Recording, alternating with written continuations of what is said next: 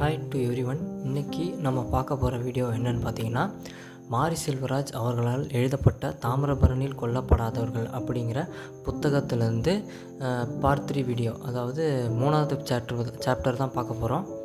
3வது சாப்டர் என்னென்னு பார்த்தீங்கன்னா, உடுக்கு அப்படிங்கிற ஒரு டாப்பிக்கில் 3வது சாப்டர் இருக்குது. இந்த கதையில் சுந்தரேசன் அப்படிங்கிற ஒரு நபர் ஒருத்தர் இருக்கார். அவர் சிறைச்சாலையில் இருக்கார். அவர் செய்த கொலை குற்றத்திற்காக அவர் சிறையில் அடைக்கப்படுறாரு. அவர் நீண்ட நாட்களாக சிறைச்சாலையில் இருக்கார். அவர் ஒரு ஓவியனும் கூட. அவர் நல்லா படம் வரைகிறவர். பார்த்திங்கன்னா, கொலை குற்றத்தின் காரணமாக சிறைச்சாலையில் இருக்கார். அப்போ அவர் இருக்கிற அறையிலே ஒரு வயதான மூத்தவர் இருக்கார். இப்போ சுந்தரேசனுக்கு ஜெயிலில் இருக்க யார்கிட்டையாவது கதை சொல்லணும் போல் இருக்குது, யார்கிட்டையாவது பேசணும் போல் இருக்குது. அதனால் அவர் யார்கிட்டையாவது பேசியே ஆகணும், இல்லை நம்ம கூட பேசணும்னு விரும்புகிறாரு.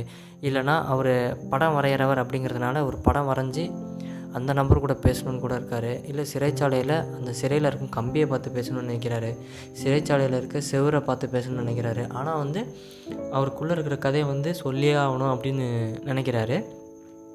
அவர் இருக்கிற அந்த அறையில் ஒரு வயதான நபர் இருக்கார். 50 வயதான ஒரு நபர். அந்த நபர் என்ன குற்றத்திற்காக சிறையில் அடைக்கப்பட்டார்னு பார்த்திங்கன்னா, அவர் அவரோட பெண் சாதி விட்டு சாதி கல்யாணம் பண்ணிக்கிட்ட காரணத்தினால அவர் அவங்க பெண்ணை கொலை பண்ணிட்டார், அவங்க பொண்ணை கொலை பண்ணிட்டார். அதனால் அவர் சிறையில் அடைக்கப்படுறாரு. அதே மாதிரி அவர் சிறைச்சாலைக்கு ஆப்போசிட்டில் ஒரு அறையில் ஒரு நபர் இருக்கார். அவர் என்ன குற்றம் செஞ்சார் அப்படின்னு பார்த்தீங்கன்னா, கல்யாணம் பண்ணுறாங்கிற பேரில் 3 பெண்களை ஏமாற்றிட்டார். 3 பெண்களை கல்யாணம் பண்ணி ஏமாற்றிட்டார். அப்படிங்கிறதுனால அவரும் சிறைச்சாலையில் அடைக்கப்பட்டார். அவர் எப்போவுமே சுந்தரேசனை பார்த்து சிரிச்சுக்கிட்டே இருப்பார். என்ன அவன் இப்படி இருக்கான் அப்படின்னு போட்டு கலாய்ச்சிக்கிட்டு சிரிச்சுக்கிட்டு இருப்பார். இந்த வயதான மூத்தவர் என்னன்னா, என்னை இந்த அறையிலேருந்து என்னை மாற்றுங்க, எனக்கு இவன் கூட இருக்க பிடிக்கல, அதாவது சுந்தரேசன் கூட இருக்க பிடிக்கல அப்படின்னு சொல்கிறார். இவன் கூட இருக்க எனக்கு பிடிக்கல, இங்கேயே நான் ரொம்ப நாள் வச்சுருந்தீங்கன்னா என் ஆண் குறியை அறுத்துக்கிட்டு செத்துருவேன் அப்படின்னு சொல்கிறாரு. அப்படி சொன்னதுனால இவனுக்கும் அவருக்குமான தகராறு ஏற்படுது. இருந்தாலும் இவன் அட்ஜஸ்ட் பண்ணிக்கிறான், சுந்தரேசன் அட்ஜஸ்ட் பண்ணிக்கிறான். ஸோ ஆக்சுவலாக ஜெயிலில் இருந்தாலுமே அவரோட கதையை யார்கிட்டையா சொல்லணும்னு சுந்தரேசன் நினைக்கிறான். அதனால் அந்த கதையை நம்மள்கிட்ட சொல்லணும்னு விரும்புகிறாரு. அந்த கதை என்னங்கிறத நம்ம கேட்போம். இப்போ சுந்தரேசன் யாருன்னு பார்த்தீங்கன்னா, ஒரு ஓவியன், படம் வரையும் ஓவியன். எப்போவுமே படம் வரைஞ்சிக்கிட்டே இருப்பார். அதே மாதிரி சுந்தரேசனுக்கு ஒரு அண்ணன் இருக்கார். அவர் பேர் கதிரேசன். அப்புறம் அம்மா ஒருத்தவங்க இருக்காங்க.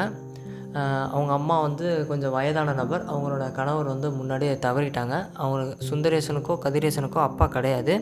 அதனால் அம்மா மட்டுமே வளர்த்து வந்தார்கள். சுந்தரேசனும் கதிரேசனுக்குமான உறவு எப்படி இருக்குன்னா, கதிரேசன் எப்போவுமே சுந்தரேசன் சட்டை பாக்கெட்டில் இருக்க பீடி, காசு அப்படிங்கிற தாள் எல்லாத்தையும் அவர் எடுத்துப்பார். சொல்லாமல் கொள்ளாமல் எடுத்துப்பார். இவர் எதுவும் கண்டுக்கிறதில்ல.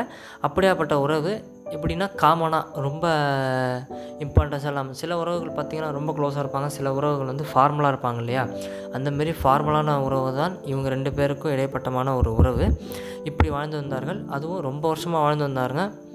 இவர் என்ன செஞ்சாலும் இவர் கேட்க மாட்டார், இவர் என்ன செஞ்சாலும் இவர் கேட்க மாட்டார். ரொம்ப காமனாகவும் ஃபார்மலாகவும் வாழ்ந்து வந்தாங்க. இப்படியாப்பட்ட உறவு கதிரேசன் 30 வயது வரையும், சுந்தரேசன் 28 வயது வரையும் தொடர்ந்துக்கிட்டே வந்தது. திடீர்னு ஒரு நாள் பார்த்திங்கன்னா, நம்ம கதிரேசன் ஒரு பெண்ணை அழைச்சிட்டு நான் இவனை திருமணம் பண்ணிக்கிட்டேன் அப்படின்னு சொல்லவும், அவங்க வீட்டில் எதிர்பார்க்கல இதுமாரி கல்யாணம் பண்ணிக்கிட்டு வந்தான்னு.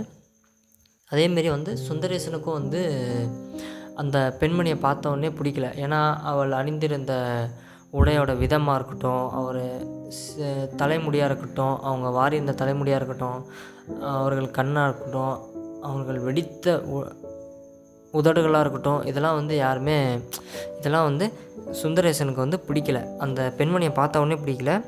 அதேமாரி அந்த பெண்மணியும் வீட்டில் சேர்த்துக்கிட்டாங்க. ஒரு 2 வருடம் அப்படியே போகுது. நாள் போகிற போக்கில் எல்லாம் கொஞ்சம் கொஞ்சம் செட் ஆகிடுச்சு. இதோடு அவங்க கல்யாணம் பண்ணிக்கிட்டு 2 வருஷம் ஆகுது. திடீர்னு ஒரு நாள் பார்த்திங்கன்னா, சுந்தரேசன் பேரை சொல்லி அவங்க அண்ணி கத்துறாங்க. அண்ணி யாருன்னா கதிரேசனோட மனைவி கத்துறாங்க. திடீர்னு கத்தவும் சுந்தரேசன் ஓடி போய் பார்க்குறாங்க. சுந்தரேசன் அவங்கள்ட்ட அவ்வளோ பேசவும் மாட்டாங்க, வச்சுக்கவும் மாட்டாங்க. யார் அவங்க அண்ணிக்கிட்ட வச்சுக்க மாட்டாங்க. அவங்களுக்கு பிடிக்கவும் பிடிக்காது. அவங்க பார்ப்பதற்கும் பிடிக்காது, பேசுகிறதுக்கும் பிடிக்காது, எதுக்குமே பிடிக்காது. அந்த நிலையில் திடீர்னு ஒரு நாள் வந்து கதிரேசனோட மனைவி வந்து கத்தும்போது இவங்க ஓடி போய் பார்ப்பாங்க. திடீர்னு வந்து அவங்க வந்து தப்பாக ஒரு மாரி பார்த்து சிரித்து நம்ம சுந்தரேசனை கூப்பிட்டு வச்சு நிற்கிறாங்க. கூப்பிட்டு வச்சு நின்று திடீர்னு ஒரு மாதிரி கட்டி பிடிக்கிறாங்க. ரொம்ப இறுக்கமாக கட்டி பிடிச்சி முத்தமிட போகும்போது சுந்தரேசனுக்கு வந்து சுத்தமாக பிடிக்கல. கிட்ட வந்து முத்தமிட போகும்போது பார்த்திங்கன்னா டக்குன்னு வந்து நம்ம சுந்தரேசன் வந்து அவங்க முகத்தில் வந்து காரி மொழிகிறாங்க. அதாவது எச்சில் துப்பிடுவாங்க. முகத்தில் எச்சில் துப்பும்போது இவன் வந்து பயந்துருவான். இதுமாரி கட்டி பிடிக்கும்போது அவள் வந்து சுந்தரேசனோட பேர் சொல்லி கட்டி அணைக்கும் போதே அவனுக்கு வந்து உடம்பு ஃபுல்லாக வந்து ஒரு மாதிரி அருவருப்பாக பூச்சி உருகிற மாதிரி இருக்குது. அப்படிங்கிறதுனால அவனுக்கு பிடிக்காமல் முகத்தில் எச்சில் துப்பிட்டான். அவளும் கேட்குறா, உனக்கு இது பிடிக்கலையா? நீங்களாம் வந்து எதுக்குமே லாய்க்கில்லை. டேய், நீயும் உங்கள் அண்ணன் மாதிரி இடுப்பு கீழே உடுக்கு இல்லாமல் தான் திரியிறியா? ஆம்பளையாக இல்லாதவங்க உங்களுக்கெல்லாம் எதுக்குடா கல்யாணம் பொண்டாட்டி? உங்கள் அம்மா பண்ணாத தப்பையா நான் பண்ணிட்டேன் அப்படின்னு சொல்லி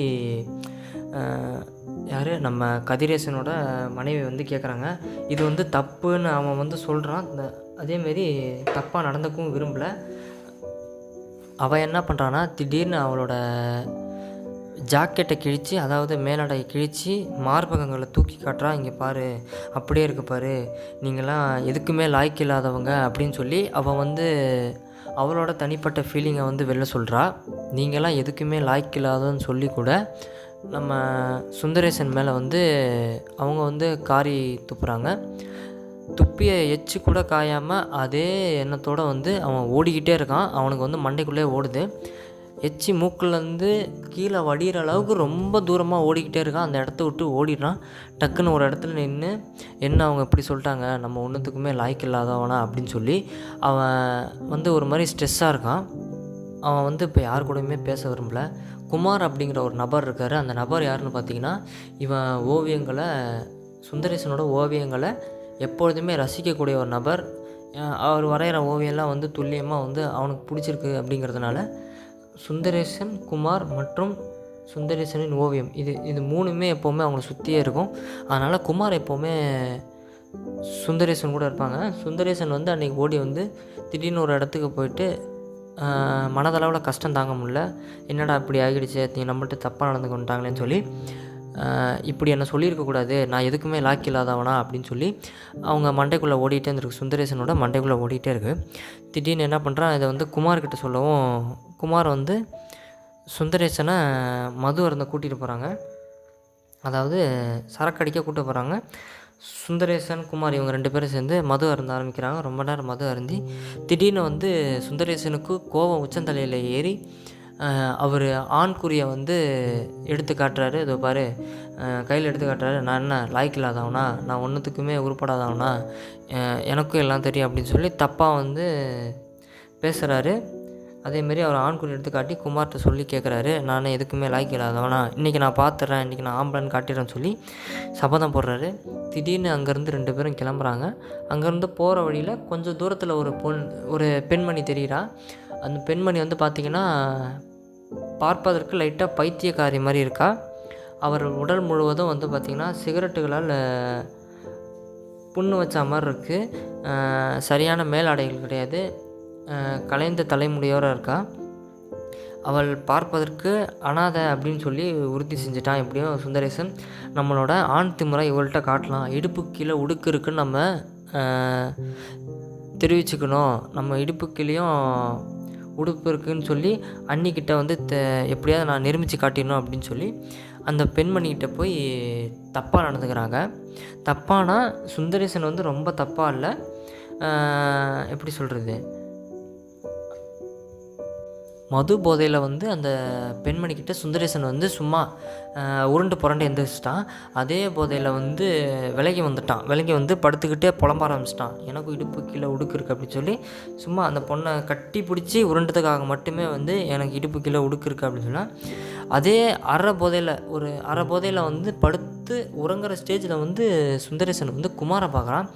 குமாரை வந்து பார்க்கும்போது வந்து பார்த்திங்கன்னா அந்த பெண்மணியை போட்டு கற்பழிச்சிட்டான். அதாவது அவன் போதையில் வந்து நினச்சிட்ருக்கான், என்ன ஒரு விதமான சறுக்கு விளையாட்டு விளையாடுறான் அப்படின்னு சொல்லி அவன் நினச்சிக்கிட்டு அவர் ஒரு பக்கம் போதையில் சரிஞ்சிடறான். குமார் வந்து பார்த்திங்கன்னா அந்த பெண்ணை போட்டு எவ்வளோ முடியுமோ அந்த அளவுக்கு தப்பாக வந்து கற்பழிச்சிட்டு அந்த இடத்த விட்டு குமார் வந்து நழுவிடுறாரு, அதாவது எஸ்கேப் ஆகிறாரு. அடுத்த நாள் காலைல பார்த்திங்கன்னா செத்த பெண் மீது, அதாவது அவர்களால் கற்பழிக்கப்பட்ட பெண் மீது வந்து மிச்சிகிட்ருக்கு. ஈக்கள் சுற்றி கொண்டு இருக்க நேரத்தில் அவரை சுற்றி ஒரே கூட்டம். அவங்க அம்மா பார்த்திங்கன்னா தலையை அடிச்சுக்கிட்டு அழுவ ஆரம்பிக்கிறாங்க. என்ன இப்படி அடித்து என் மகன் இப்படி பண்ணிட்டான்னு சொல்லி அழுவ ஆரம்பிக்கிறாங்க. அப்புறம் பார்த்திங்கன்னா இவர் மீது வந்து மக்கள் குற்றம் சுட்டுறாங்க. யார் மீது பார்த்திங்கன்னா வந்து சுந்தரேசன் மீது வந்து குற்றம் சுட்டுறாங்க. இவன் வந்து கெட்டவன், இவனை வந்து அரெஸ்ட் பண்ணணும் அப்படின்னு சொல்லி குற்றம் சுட்டுறாங்க. அப்போ சுற்றி நிற்கிற ஆளில் கூட ஒரு ஆள் கதிரேசன். அப்போ வந்து கதிரேசன் மனைவி வந்து ரொம்ப ஷாக் ஆகிட்டாங்க. என்ன இவன் இப்படி பண்ணிட்டான், நம்மளால தான் இப்படி பண்ணிட்டான் போட்டிருக்கு, நிரூபித்து காட்டுறதுக்காக இப்படி பண்ணிட்டான் போட்டிருக்கு அப்படின்னு அவங்களும் ஒரு பக்கம் பயந்து இப்படி பார்க்குறாங்க. கதிரேசன் என்ன பண்ணிட்டான், விருப்பம் இல்லாத இடத்துல நின்றுட்டுருக்கோம் அப்படின்னு சொல்லி அவர் மனைவியை வந்து கூப்பிட்டு போகிறாங்க. அவங்க அம்மா ஒரு பக்கம் அழுதுட்டுருக்காங்க. அதுக்கப்புறம் இவர் செஞ்ச குற்றத்திற்காக தான் இப்போ சிறைச்சாலையில் இருக்கார். இந்த நொடியில் தான் சிறைச்சாலையில் நம்மகிட்ட பேசிகிட்டு இருக்காரு. நம்ம இந்த கதையை நான் சொல்லி ஆகணும் அப்படின்னு சொல்லி சிறைச்சாலையிலேருந்து பேசிகிட்டு இருக்காரு. சிறைச்சாலையில் இருக்கும்போது அவனுக்கு, அதாவது சுந்தரேசனுக்கு வந்து 2 துணை தான். ஒன்று வந்து ஓவியம், இன்னொன்று வந்து குமார். சுந்தரேசன் சொல்கிறாங்க, சுந்தரேசன் நினச்சிட்ருக்காரு, நான் எந்த குற்றமும் அவ்வளோ பெருசாக பண்ணலையே, என்னை ஏன் உள்ளே தூக்கி போடணும், நான் கொலை பண்ணலை, எனக்கு நல்லா ஞாபகம் இருக்குன்னு சொல்கிறாரு. குமார் வந்து அன்றைக்கி பார்க்க வரும்போது குமார் தான் சொல்கிறான், அண்ணன் நான் போயிட்டு வந்து பார்க்கும்போது அவள் உடம்பு ஃபுல்லாக ரத்தம் கசிஞ்சு இருந்தது, அதனால தான் நான் வந்து மேற்படி என்ன நடவடிக்கை எடுக்கணுமோ நான் எடுத்துட்டேனே, என்னை மன்னிச்சிருங்க அப்படின்னு சொல்லலாம். அப்போ வந்து சுந்தரேசன் நினச்சது, தன்னைத்தானே பற்றி நினச்சது உண்மைதான், நம்ம எப்படி கொலை பண்ணியிருக்க மாட்டோம் அப்படின்னு. அவனும் வந்து ரொம்பவும் குமாரை எதுவும் கேட்கல, விட்டுட்டான். ஆகவே அவர் செய்த பாதி குற்றத்திற்காக மட்டும்தான் முழு நேரமும் சிறைச்சாலையில் வந்து அவர் நேரத்தை கழித்து கொண்டிருக்கிறார். கடைசியாக வந்து அவர் ஒன்று சொல்கிறாரு. என்ன சொல்கிறாருன்னா, சுதந்திரமானவர்களே, சந்தர்ப்பத்தின் கொடூர வாயிலிருந்து மிக சரியாக தப்பித்து கொண்டவர்களே, எல்லா உணர்வுகளையும் இரகசியமாய் பாதுகாத்து அதை அனுபவிக்க தெரிந்தவர்களே, எல்லாம் தெரிந்தும் உண்மையாகவும் செவிடாகவும் வாழும் நல்ல மனிதர்களே. அதாவது எல்லாம் தெரிந்துமே எல்லா ஆசைக்கு வந்து கட்டுப்பட்டு வாழ்கிறவங்க அப்படின்னு வந்து நம்மக்கிட்ட தனிப்பட்ட அவரோட கதையை சொல்கிறாரு. இதுதான் வந்து உடுக்கு அப்படிங்கிற சாப்டரில் வந்த ஒரு கதை. இதுக்கப்புறம் நெக்ஸ்ட் பார்ட் வீடியோவில் சந்திப்போம். நன்றிகள்.